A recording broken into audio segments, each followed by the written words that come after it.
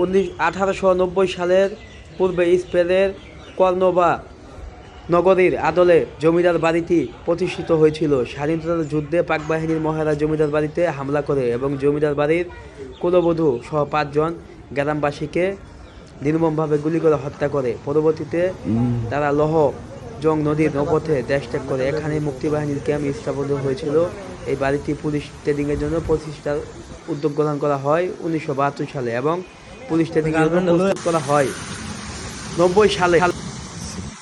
মহারাজ জমিদার বাড়ি বাংলাদেশের ঢাকা বিভাগের টাঙ্গাইল সদর থেকে প্রায় 18 কিলোমিটার দূরে 8 একর জায়গা জুড়ে এই মহারাজ জমিদার বাড়ি বিস্তৃত। ঢাকা টাঙ্গাইল মহাসড়কের নটিয়াপাড়া বাজার হতে আনুমানিক 4 কিলোমিটার পূর্বে মহারাজ জমিদার বাড়ি অবস্থিত। এই জমিদার বাড়ির প্রবেশ পথের আগেই রয়েছে বিশাখা সাগর নামে বিশাল এক দিঘি এবং বাড়ির প্রবেশের জন্য 2টি সুড়ঙ্গ গেট।